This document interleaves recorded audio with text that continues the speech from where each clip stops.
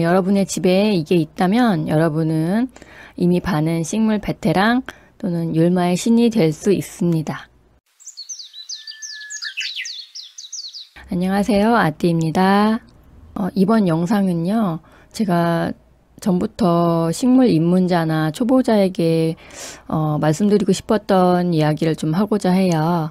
물론 제가 식물 전문가나 원예 전문가는 아니지만 여태까지 제가 식물을 키워온 경험으로 처음 식물을 키우고자 하시는 분들한테 꼭 하고 싶은 이야기가 있거든요. 여러분 혹시 처음 식물을 집에 데려오신 날을 기억하시나요? 아니면 처음으로 산 식물은 어떤 식물이었어요? 아니면 처음에 식물을 사실 때 어떤 기준으로 식물을 사셨나요? 사람마다 식물을 고르는 기준은 다 다르겠죠. 어떤 분은 키우기 쉽다는 식물을 사시는 분도 계실 것이고, 그냥 또 화원이나 꽃집을 지나시다가 충동적으로 예쁜 아이들을 집에 데려오시는 분도 계실 것이고, 또 어떤 분은 요즘 유행하는 식물이나 뭐 드라마에 나왔던 또 CF에 나왔던 그런 식물을 이제 호기심에 데려와서 키우는 분도 계실 것이고요. 또 막 요즘 미세먼지 때문에 공기정화 식물이라고 해서 데려오시는 분도 계실 거고요. 심리적인 안정이랄지 뭐 반려식물 개념으로 해서 집으로 데려오시는 분도 있으실 거예요. 진짜 여러 가지 다양한 이유나 기준으로 식물을 데려오게 되는데요. 그런데요, 식물을 데려오기 전에 제일 먼저 1순위로 고려해야 할 점이 이 중에 있을까요? 뭐 취향, 뭐 키우기 쉬운 거, 아니면 공기정화, 아니면 인테리어, 부지런함? 제가 다른 뭐 식물 관련 책이나 블로그나 뭐 그런 걸 봐도 거의 다 대부분 이런 기준으로 이야기를 많이 하는 것 같아요. 근데 사실요, 식물을 고를 때 제일 기본적으로 중요한 기준은요, 뭐 취향도 아니고 키우기 쉬운 것도 아니고 뭐 그런 것도 아니고요. 바로 여러분의 집입니다. 뭐 전세, 월세, 아파트 이런 거 아니고요. 좀 더 자세히 말하자면 여러분의 집에 들어오는 빛의 일조량입니다. 특히 처음으로 식물을 키우시거나 그러신 분들은 이 부분을 간과하기가 되게 쉽거든요. 이게 중요하다고 말해주는 그런 책이나 뭐 글은 별로 없더라고요. 그냥 스쳐 지나가는 식으로 얘기하는 거는 많이 봤어도요. 너무 기본이라 그런가요? 근데 이게 제일 중요한 제 1순위 기준이에요. 좀 극단적인 얘기지만 제 경험을 이야기해 드릴게요. 약 20 몇 년 전인가요? 좀 안 되는 것 같은데 제가 아주 어두운 집에서 산 적이 있었거든요. 하루 종일 빛이 하나도 안 들어와요. 그러니까 거의 땅굴 같다고 해야 되나? 되게 낮에도 캄캄하고 항상 불을 켜야 하는 그런 집이었어요. 그래서 되게 우울하잖아요. 그래서 제가 집에 오는 길에 꽃집이 있었거든요. 거기에서 이제 처음으로 제 생애 처음으로 제 돈 주고 식물을 사게 된 거예요. 그러니까 살아있는 생명인 식물이라도 갖다 놓으면 좀 덜 우울하지 않을까 해서 그랬죠. 그때 저의 그 식물 고르는 기준은 그때 그냥 유행이었어요. 그냥 그 당시에 사람들이 많이 키운다는 그런 식물 있잖아요. 지금도 기억나요. 그게 어떤 식물이었는지. 카랑코에, 산세베리아, 싱고니움 뭐 이런 식물이었던 것 같아요. 많이도 샀어요. 돈도 없는데. 근데 그 식물이 어떻게 되었을까요? 네, 한 달도 안 돼서 잎이 떨어지고 노랗게 되더니 다 죽어버렸어요. 왜 그랬을까요? 정성이 부족해서 그랬을까요? 아니죠. 바로 빛이에요. 빛이 없어서 그렇게 된 거예요. 되게 웃긴 게 지금은 알지만 당시에 제가 샀던 그 카란코에라는 그 식물은 다육과 식물이거든요. 빛이 엄청 많이 필요한 그런 식물이에요. 특히 꽃을 피우기 위해서는 더 빛이 엄청나게 많이 필요해요. 그리고 아무리 음지식물이라도요, 어느 정도의 빛은 필요해요. 아예 빛이 필요 없다는 얘기가 아니고 그냥 최소한이 음지란 얘기거든요. 근데 그때는 그거를 인지를 못하고 그냥 식물을 사온 거죠. 지금 생각하면 그냥 웃음만 나요. 되게 우프죠.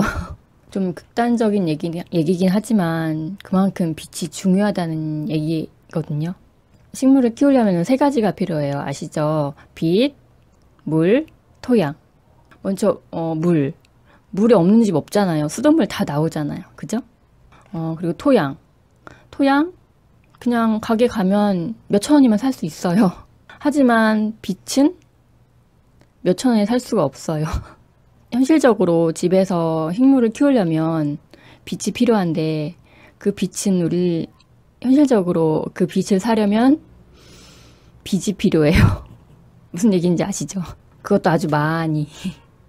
너무 현실적인가요? 특히 우리 집에 빚이 얼마나 들어온지가 중요하거든요. 사실 전에도 잠깐 얘기했지만 저희 집에는 그다지 이렇게 빚이 많이 들어오는 집이 아니에요.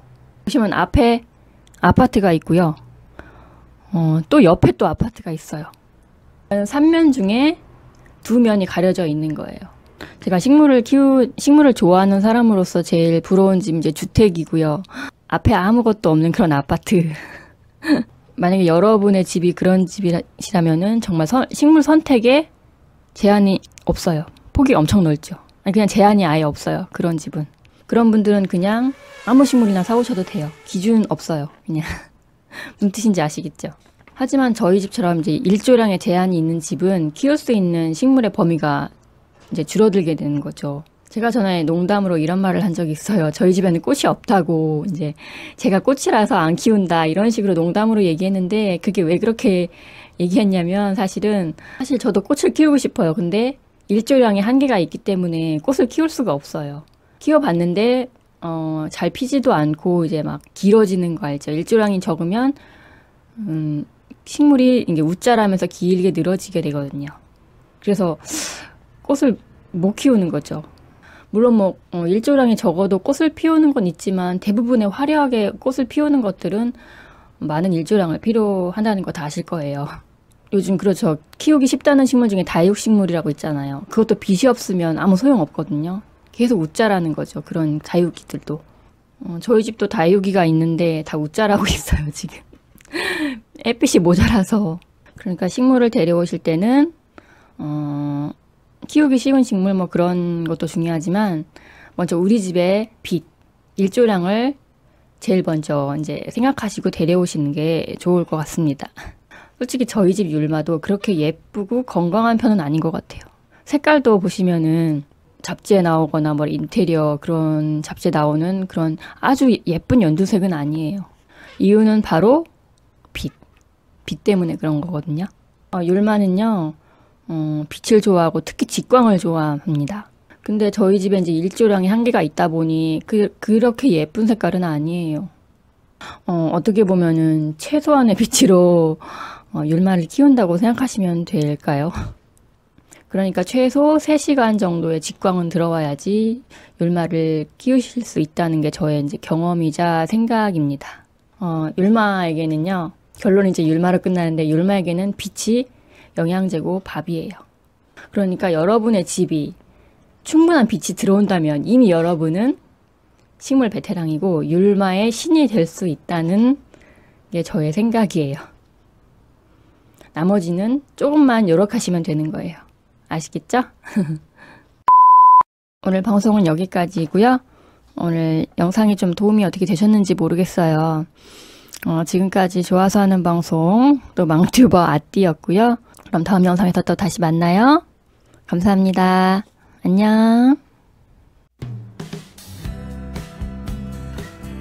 여름에 물 자주 주셔야 합니다.